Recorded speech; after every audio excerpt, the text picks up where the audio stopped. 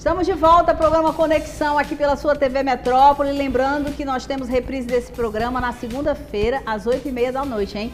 Então, se você gostou do programa de hoje, já vai espalhando, já vai convidando todo mundo para assistir a reprise, que é na segunda-feira. E mais, assim que terminar esse programa, corre no meu canal do YouTube, que já estaremos lá com todas as entrevistas e atrações. Então, se você é interessado na área da saúde, hoje nós estaremos aqui com um convidado, já estou com ele aqui, né, do meu lado, convidado que vai falar sobre medicina do trabalho.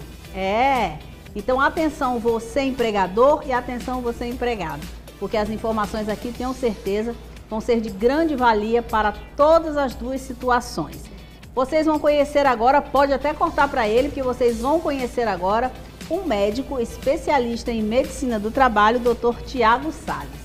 Doutor Tiago, seja bem-vindo ao programa. Como vai? Tudo bem? Tudo bem, é um prazer estar aqui e fazer parte do programa Conexão.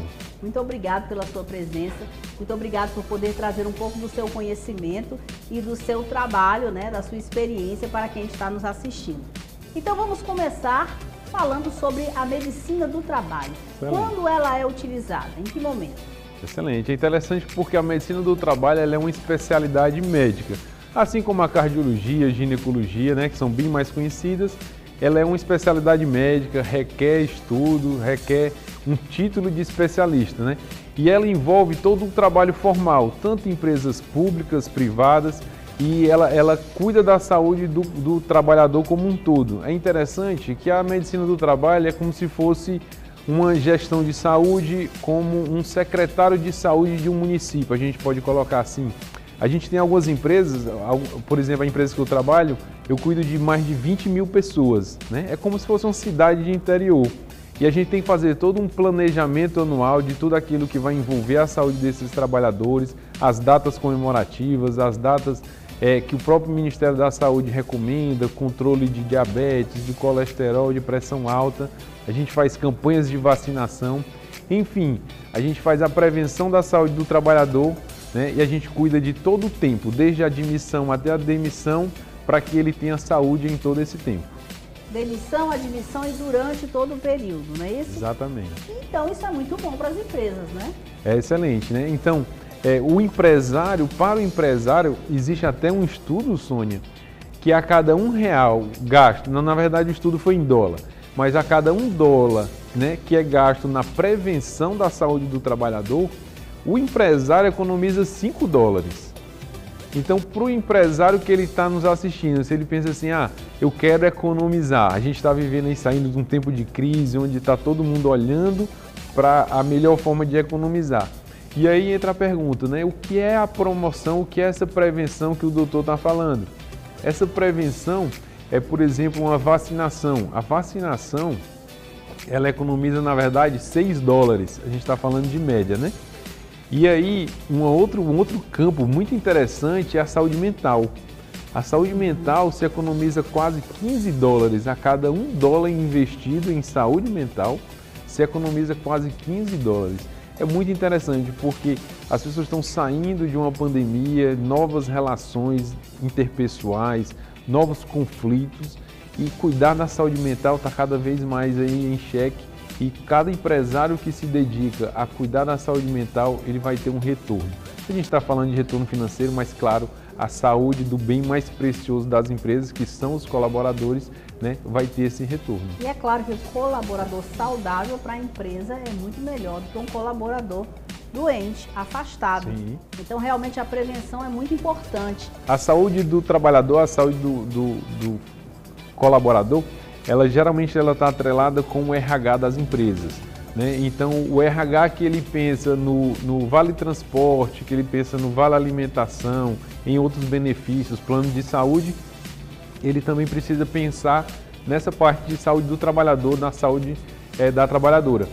E aí é onde entram as campanhas, as estratégias, né, para cativar cada vez mais. Eu costumo comparar, Sônia, a relação de trabalho com um casamento, né? A pessoa está ali no admissional, é o sim do casamento, e aí ela vai durante toda a sua vida, né, construindo um relacionamento, às vezes se passa bem mais tempo com os colegas de trabalho do que com as pessoas de casa, né? Aí a gente vai e fala assim, Eu conheço uma pessoa que ela está há 10 anos na empresa, está há 15 anos, 20 anos. É um relacionamento muito sério, digamos assim, né? E a demissão é como se fosse um divórcio, né? Vai ocorrer algum dia, talvez a pessoa já aposentada. Pode ser traumático ou não. Né? Isso. Então, ali na demissão é como se fosse um divórcio. Existe o divórcio amigável. Não, ok, tudo bem, a gente vai encerrar aqui nossa relação, mas existe um não amigável, né?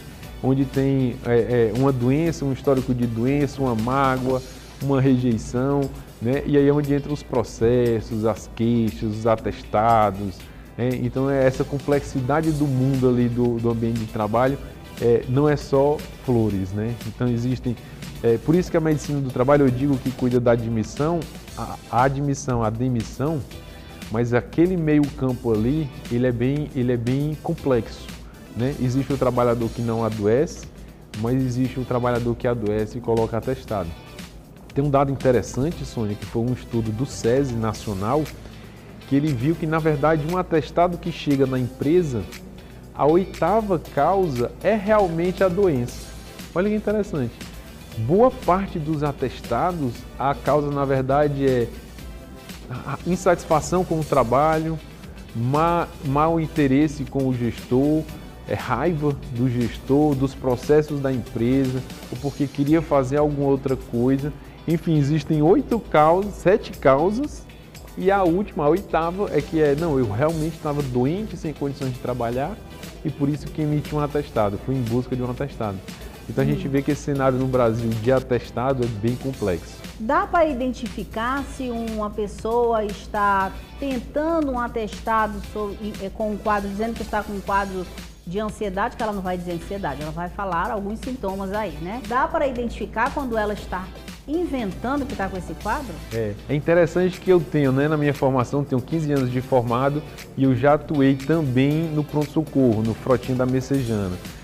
Então, a gente brinca até na emergência e diz assim, olha, final de novela, final de campeonato, o atendimento cai.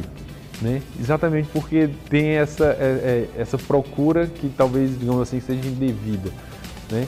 Mas, enfim, a gente consegue, no pronto-socorro, digamos assim, na ponta, na UPA, identificar quando aquela pessoa está indo só em busca de um atestado. E na saúde ocupacional a gente consegue entender quando a pessoa está, a gente chama de simulando, né? Ela está em uma simulação. Na parte de perícias médicas, quando ele recorre à justiça, né, entra com uma reclamação trabalhista, a gente também tem essa interface, a gente consegue identificar quando a pessoa está simulando. Né? E eu sempre falo, quando eu vou palestrar ou falar para os meus alunos, eu digo, se o próprio doente ele está aumentando os seus sintomas para parecer algo mais grave, é sinal de que ele mesmo entende que a doença dele não é grave.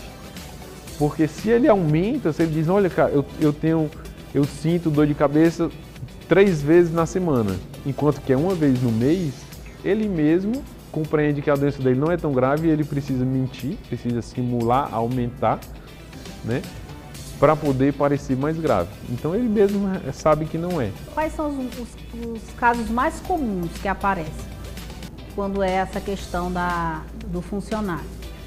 As dores mais comuns, as dores que eu digo, os desvios da saúde, né? São a dor lombar, né? O gastrointestinal, o mental, e sintomas diversos, que aí seriam sintomas diversos. Que aí queixas de vômito, de dor de cabeça, a enxaqueca entra ali nesse meio, né?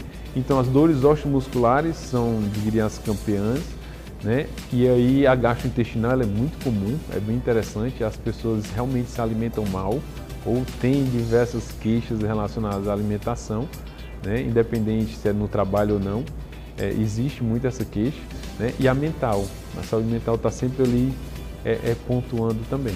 Eu quero agradecer a sua participação, muito obrigado por ter vindo e gostaria de contar com o senhor sempre que puder, tá bom? Eu agradeço também, aceito o convite, fico à disposição.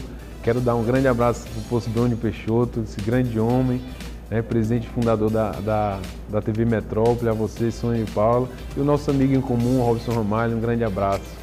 a todos. Vou fazer um pequeno intervalo e no próximo bloco vem Inclusão Descomplicada aqui no nosso programa. Não sai daí que a gente volta já já.